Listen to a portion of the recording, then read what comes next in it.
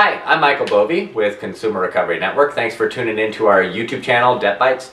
And I want to talk today about credit limit decreases and why they happen.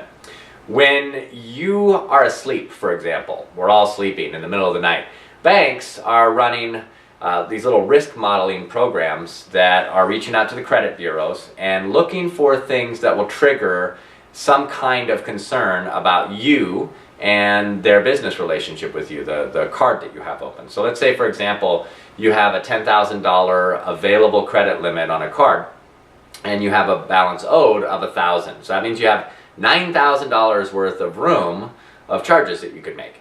But in this credit review of a sort, they learn that you are behind with Synchrony by 2 months. So Amex, in that case, with that $10,000 balance, would look at that and it would trigger something to tell them that your risk profile has increased and to go ahead and lower your available credit limit, and in a lot of cases down to what you owe at that moment. And in this example, it's $1,000. So suddenly your $10,000 available credit limit was reduced down to $1,000. And oftentimes they'll ladder that down.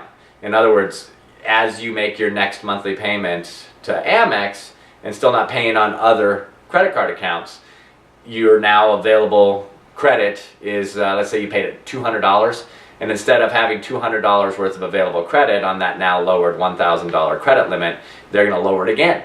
And now your credit limit is $800, all the way down to virtually nothing. So banks are paying attention, in other words. A credit limit decrease is because they find something about you has escalated your risk profile as somebody that is more and more likely to not be able to pay them back. So they're going to reduce their risk overall. A lot of times they'll even close accounts when they see certain things happening with other accounts that you're not paying. The only one I can vouch for, and this is the case only at this time as I'm recording this video in the beginning of 2017, is Capital One. They tend to continue your relationship with them as is, no matter what they see you doing with other creditors, as long as you're paying them on time. But virtually all other lenders are running these periodic reviews and looking for reasons to lower your limit. So when it comes to what we cover mostly on this channel is resolving debt, problem debt, because you're struggling to make payments, you've already fallen behind, you need to know that keeping certain accounts out of any kind of debt settlement approach that you might be taking with your other creditors, its risks are that you're not going to be able to use it. They could close it on you because they see what you're falling behind with others, or they could lower your available credit limit to the point that it's useless to you. So be prepared for that kind of thing.